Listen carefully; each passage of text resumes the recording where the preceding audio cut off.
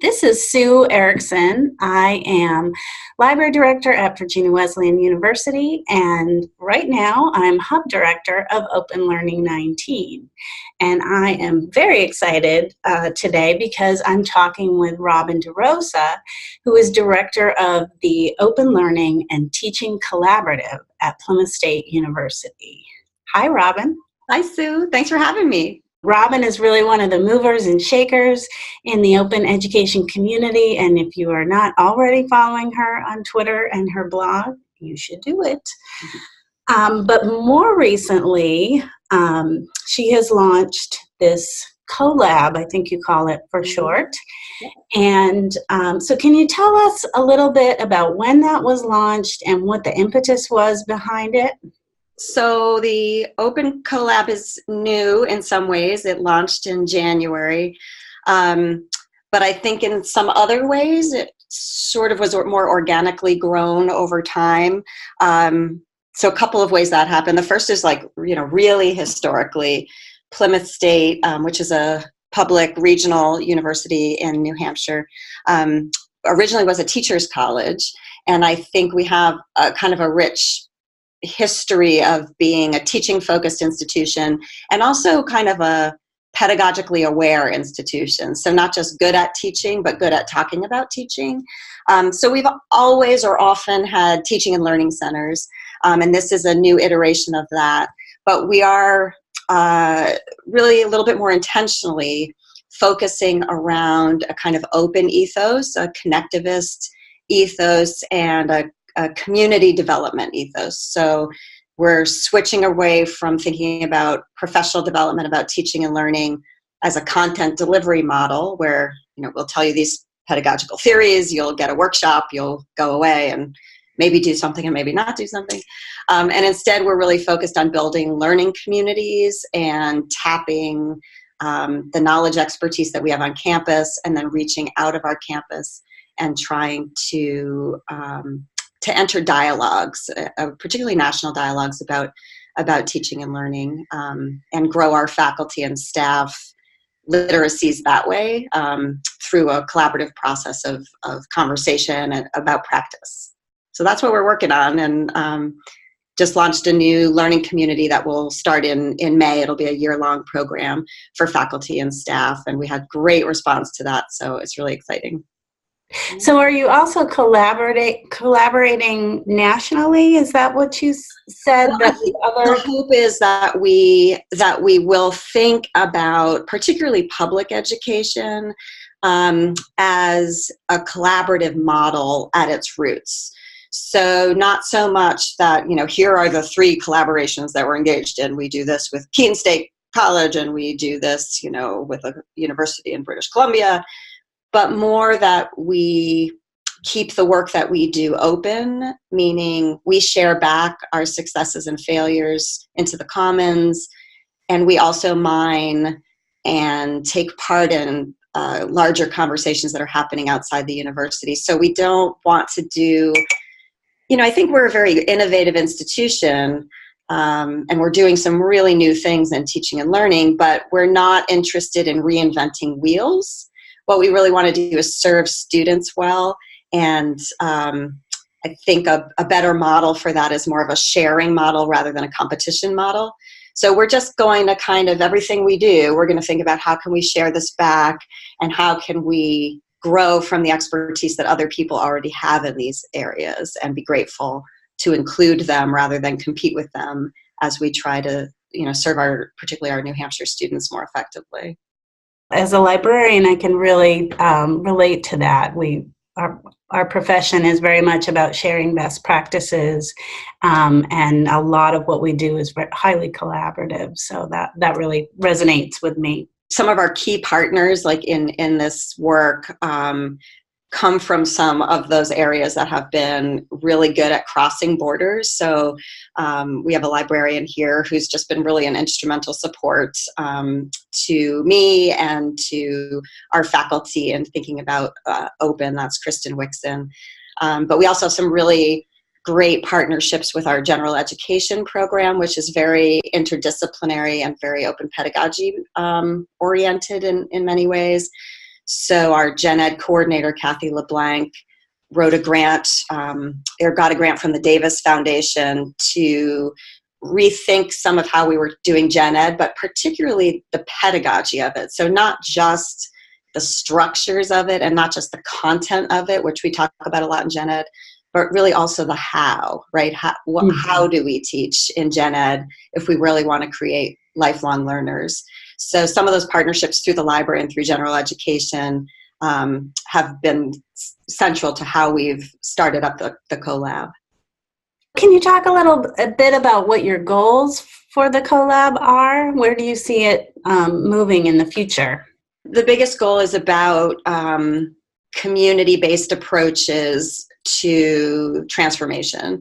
So we know that the circumstances where we teach here in the Northeast in a smaller public rural college, the budgets are very challenging. New Hampshire's 50th in the nation for funding for public higher education. So we're facing some really big challenges that are requiring that we rethink how we deliver higher ed. And the goal for me with the CoLab in particular is to really center faculty, staff, and students in the redesign of a university. So instead of looking only at markets and market analyses, we look at learners and the experience of learning and figure out how we can make changes, especially structural changes, based on listening to the people who are inside the institutions and to the publics that surround the institutions that have needs. So if we can build a community that learns how to have those conversations and to work together in those ways, I think as higher ed changes from year to year, we'll be agile enough to change with it. But I think that's about community agility rather than some kind of mapped on, innovation plan that we purchase, from somebody's good idea out in the world. Sounds great. That's exciting. And it sounds good, doesn't it? It does sound good. We'll report back. Yeah, we'll definitely be watching to see how it evolves. And speaking of evolving, how do you see open learning evolving over the next, let's say, 5 years? I feel like it's always really difficult to look any further than that. But yeah, when I think about my own work and my own college 5 years ago, the landscape has changed so dramatically that it does give one pause when one starts to prognosticate. But I think one thing I would suggest is that, and this is maybe less about where we're going and where we should be going and what we should be paying attention to, but I think sometimes there's a sort of uneasy relationship between institutional learning and open learning. And we haven't quite figured out how to bring our institutions. And for me, I think particularly about our public institutions, because that word public is really meaningful for me in the context of open. What would happen if we thought about public institutions as open institutions, so that open doesn't have to be, extra to our public systems, but can infuse our public systems, and we can think about open as a way to serve public. And I'm very concerned about the state of public higher ed in the US, and I think open is one of the ways that we could explain how the value of public systems and public infrastructure work for people. But sometimes I see open learning, for good reason, being very skeptical about institutional learning. So I think a new challenge, and especially for me, is to think about how to bring those worlds together. There's lots of problems in the ways that learning institutions are set up in terms of inequity. Clearly, we're all thinking about that now, and we know that you can buy your way, surprise, right? You can buy your way into USC or whatever. But that's I think the next challenge on the horizon is open going to be a way to reanimate and strengthen and make a case for our public institutions, or is it going to be an alternative to our public institutions? And I really think of it, I'd like to see it be a way of supporting and rethinking how we can make public institutions work. So this interview is part of a Connectivist MOOC that this time we are calling Open Learning 19. This is its third iteration, and we have some new learners in the mix who are still getting familiar with open learning and education, open pedagogy, how it all fits together. What pearls of wisdom or advice would you have for these, especially for these new folks who are just starting to have some experience in the open? They're blogging, they're getting going on Twitter. For many of them, those kinds of experiences are new. And it's probably been a while since that kind of experience was new for you, but I'm sure you encounter those newbies out in the open. What advice do you have for them? Yeah, I mean, it's funny because it wasn't that long ago that I was a newbie. I think I only heard about Creative Commons and open. It was like, 2014 or something. So sometimes when I think about that, it kind of blows my mind. And one of the ways that I became someone that people talk to about this stuff was by, I had a blog that I don't even think my mother had clicked on it before. It's basically a diary. But I was at a conference and I tweeted a small blog post, but I used one of our hashtags. And that, of course, brought the post into a community of people, none of whom followed me in any way, right? Because no one knew anything. But I think one of the lessons there is that, you may be brand new to open. But part of the reason you're not here already is that the community hasn't found a way to bring you in. And that's a flaw in our community. So your voice shows us something that we didn't know before about why you matter, because the fact that you haven't been here shows a little way in which our open community is closed. And so I think for people who are not newbies, it's really important to value what new folks are bringing in. And for people who are new, I would say two things. The first is, you matter a lot to open, because if we don't keep widening and including people who aren't currently with us, that's sort of problematic for how we build the future of open learning. And the other is that, the basic tenet really is that it's not the content, it's the community. So there's a lot to be said when you're new in making your listening visible. So asking questions, telling people what you've learned, gratitude, all of those things bring you into the community and make the community stronger. And that's actually that's the architecture that we use to learn. And so you don't always have to be writing some brilliant essay that you worked for months on.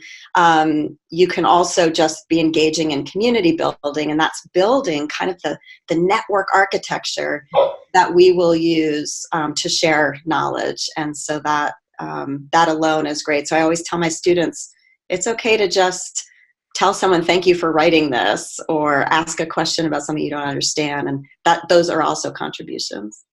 I love that phrase you used, making your listening visible. I think one thing I hear sometimes from new people, or we can see this in their early blog posts, is they're anxious about being new and not knowing enough about what's going on to feel like they can contribute. And you've just shown that there is a way to contribute. You can be an active listener, and you can make your listening visible. I just love that. I'm gonna steal that phrase and use it. And we don't want to denigrate lurking, right? Because there's also times to be less visible and just to fully listen and take it in. And lurking is not really a passive approach to learning either. But yeah, I think sometimes just interaction is more important than dropping the pearls of wisdom. And it's one of the things I try to say. I mean, obviously I'm busy and there's lots of stuff coming in all the time, but part of what excites me about this work is connecting with people. So when you see someone online or whatever and you've got a question, I love that. And so I hope people will feel free to, particularly with questions and sharing resources. And I do think that's very much the spirit of the community of open learning.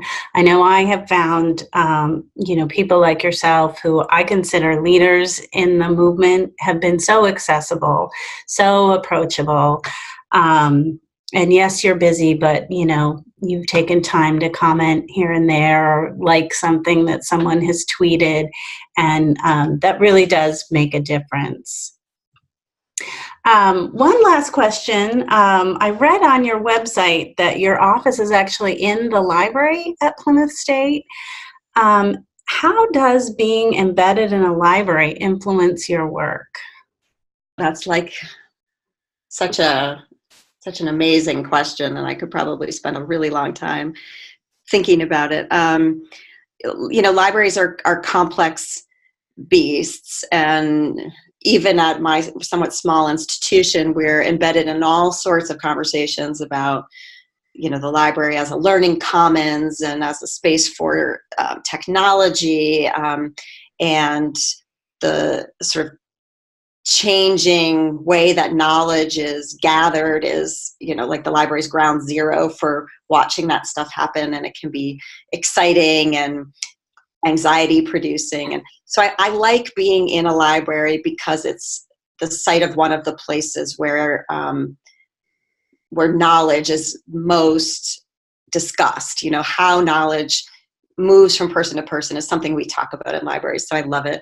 I'm also really interested in libraries as open, public, and liberatory spaces, and also the ways that libraries have failed to be those spaces. So I think they're really interesting for places for talking about power and inequity in knowledge sharing, but also great spaces for talking about potential. And I'm really interested in like town public libraries that offer social work services and washing machines, homeless services. And so I like thinking about the complexity of the space. And we have a learning commons model here at Plymouth State where we try to figure out the relationships between academic technology, library services, and teaching and learning. And I think a lot of times it's kind of fraught,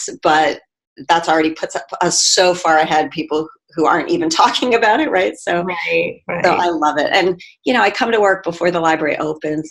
Dark and quiet, and I go through the stacks, and sometimes I leave late at night, and I'm on a lower level, so the students who are working here are usually like hunched over in a carrel, and I mean, it's just what's not to love about the romance of the library. So, well, this has been wonderful. Is there anything else you want to share with us about the collab in particular, or last thoughts on open learning?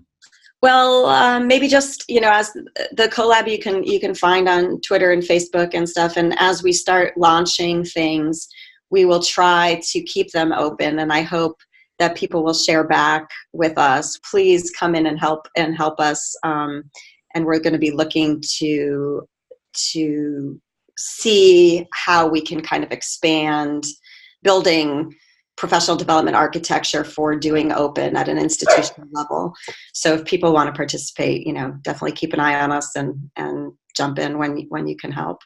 So is it hashtag collab, COLLAB? So the handle is at PSU Open Collab, but we use the hashtag PSU Open, which is Plymouth State University Open, PSU Open. And then I'm Actual Ham on Twitter, which is a whole other webinar we'll have to have sometime.